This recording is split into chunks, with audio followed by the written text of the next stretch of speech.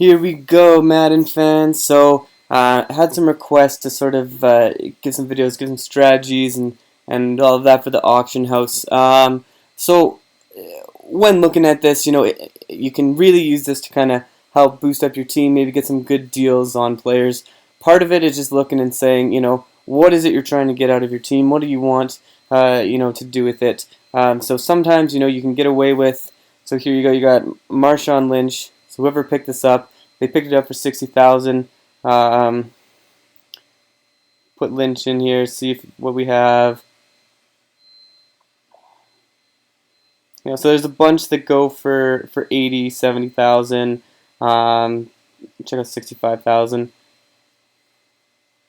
So only one that's gone for 65,000, 3 hours and 48 minutes. So that will probably sell. So if you bought this, at 60,000, you maybe not get a huge deal on it. Because remember, if you're looking at just buying this and reselling it, you still got to pay your 10% auction house fee after that. So if you're paying on 65,000 and you sell it for that, it's going to be 58,500 that you get to keep. So if you bought it for 60,000, you're actually not going to be making any money on it. So it's kind of looking at, well, what is it what you want to do? Do you want to get a good deal on your players, or do you want to buy some players, so that you can resell them at a later date? And there's lots of things around, well, using sniping, using snipe filters, and all of those.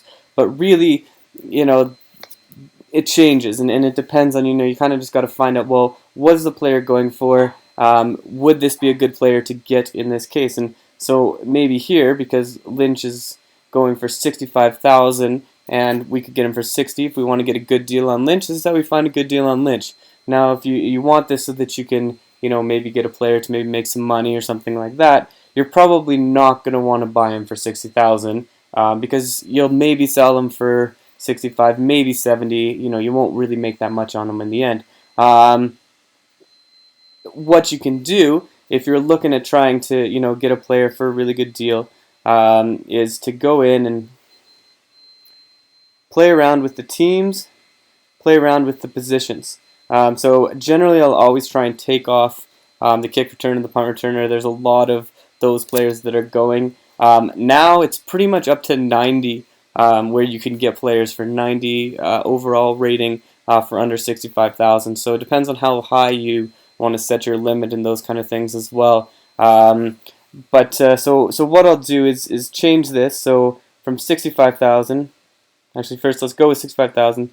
See how many people come up to 65,000. So when we do 65,000, you can see there's tons of people that have come up.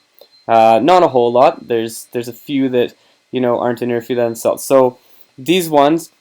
Well, if we look at, say, Alfred Morris, so for example, I don't really necessarily want him, so I will I'll take him off the list. So go in, take his team, find his team somewhere. So when I take his team off, he's no longer going to show up. So now we only have these ones left in our auction house. So if we were to refresh this, and refresh it when the auction house refreshes, these are the ones that are going to be there. So maybe, to make this even less, I can take out the offensive guard and the offensive tackle. Now there's only the 5 left. So there's the 3 that have sold, and then there is, the cornerback. So maybe I take off cornerback as well. Now I just have these 3 that have sold. And then if I go in and say, okay, well, this is 65,000. So there you go. That one did sell for 65,000. Then maybe go up to 70,000. And look and say, okay, well, what are the ones that I would have here? So a lot of these ones, even here, so there you go, Marshawn Lynch. Did he, his ones that says 69,000 isn't selling as much. So we know that it's probably, well, there's none that are below, 3 hours, or there's that one that's 1 hour. So he may still sell for 70,000. So you can kind of get an idea of what they're selling for that. And then if I want to go, okay, well, my threshold for this is 55,000. So put it in, see there's nothing there, and wait around and see if we can pick up something. So you can see there's no auctions there. There's no one who's going for that price. The advantage of doing this is, you're not really competing against the bots. You're making it so we can get this one for 60. So there you go. So we just bought Marshawn Lynch for 59,999. So if we sell him for 60,000, we sell him for 60,000. But in this case, I have a good halfback that I can put in my team. So I can add him into my team now, but probably won't keep him. He's not, not really an update to my team in that case. But so I could go in now and I could maybe make a little bit of money, selling the Marshawn Lynch, and maybe I'll put it a little bit higher because part of it is if you're selling things, worst case if he doesn't sell for what you want it to sell for, you get him back. So if I put him in here, and start him at 75,000, put in 80,000 buy, and nobody buys it, then I get it back. So it may take a couple days. Kind of depends, again, how long term you want to go with these things. Someone may come along and say, hey, that seems like it's worth it for me. Or, in a couple days, maybe not as many people are putting up Marshawn Lynch's, and it goes for more. So when you're looking at it, you really want to, look at the market, look at what's happening. A lot of times, like I said in my other one, if you're going for some main ones, like if you go for Tom Brady now, well, we're probably not going to find him for 60,000. So we can start and see, well, what is Tom Brady going for in general? So we know he's 96. These are all the different values we have. So it's probably not a good idea here for me to go in and pay, there's someone here that are in the millions. Probably shouldn't, probably don't need to pay $1 million for Tom Brady because I could buy him for 450 here. So, if I wanted to wait around, maybe Tom Brady will go for 400, and I could keep checking back often, have that on my filter for that. So the other thing too is knowing what these things are. This is also good if you're looking to try and pick up players for sets. If I wanted to pick up some Titan players, go in here, put in the Titan players. I have to take off Tom Brady first, and then probably take off the 96. So we pick up the Titan players, and we have all of these Titan players. Why this is useful is if you look at some, like here we go, this one right here. If you look at where he's from, it's not apparent that he is actually a Titan player.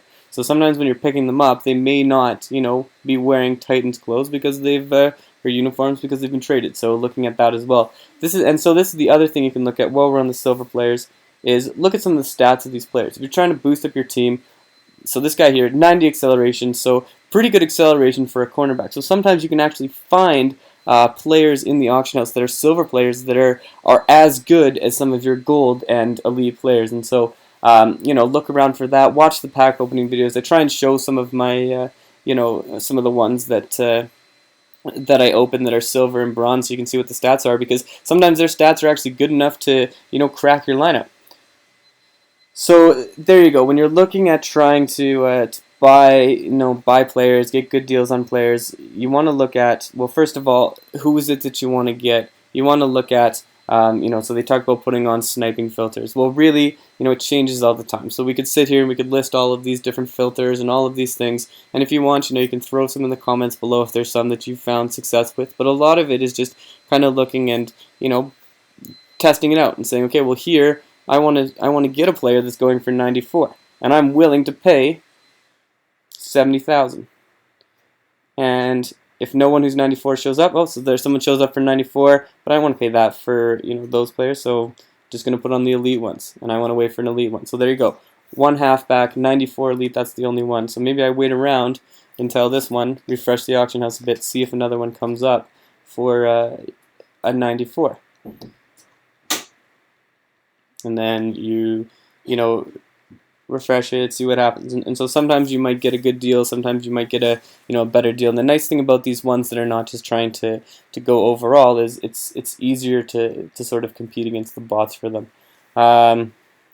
So when you're another strategy you can use is looking at, well, there's a bunch of players where they actually have the game changers and ones like that. Their stats are the same for both the player and the game changer version of that player as well.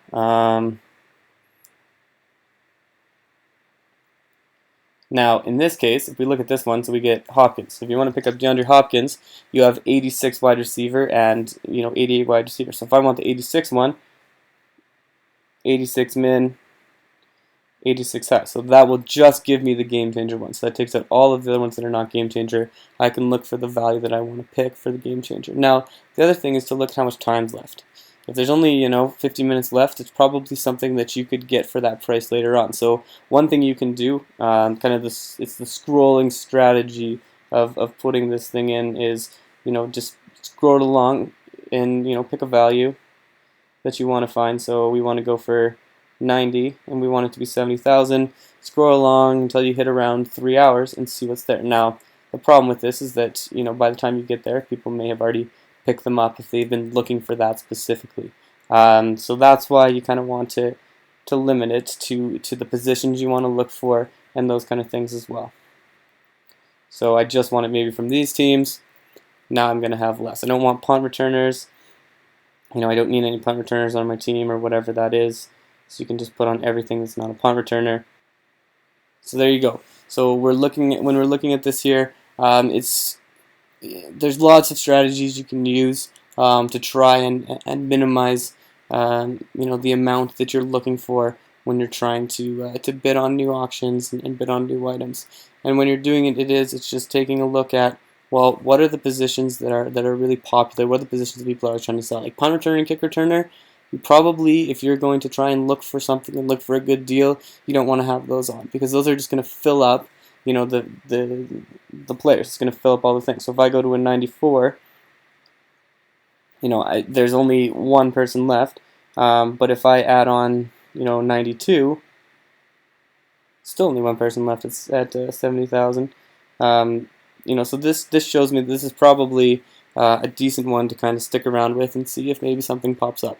50,000. If I was to pick that one up for 50,000, right now my filter is on 70,000. So if I picked them up for 50,000, I could probably sell them for over 70,000. Which that's a great deal if you're that person that picked it up. So just kind of looking at your market and looking at what it is that you want and what it is that you want to buy with it. It's not always gonna work out, but the same thing with this. If you buy a player and you sell, you're probably, even if you sell for the same thing you got, you're maybe gonna lose a couple $1,000s on it. So at the end of the day, sometimes it's about selling some players, buying some new players. Have fun with it. Part of it is to have fun with the auction house and just do. Pick up some players, see if you can get some good deals, and move on to a new one. I've been through so many different lineups in my team this year. I've sold off Eric Berry for $1 million, bought a bunch of elite captains for it, and then I sold those off and I bought Eric Berry back again a couple months later because he was cheaper and he was going for 500,000 then. So it depends on how much people are willing to pay. When the new events come out, sometimes people will just want to sell off their teams. So look to see when there's a good deal and always keep checking out the market and those kind of things. So there's not really a best strategy for using the auction house, but if you're looking at it, try and pick out so that there's you're in a position where you're getting something that is you have value for. So there you go. This is there's some strategies you can use for the auction house, help you learn out the how to work the auction house and those kind of things. So hopefully this helped you. Hopefully you you learned something from this. So keep playing, keep having fun with it. So thanks for checking it out. Till next time.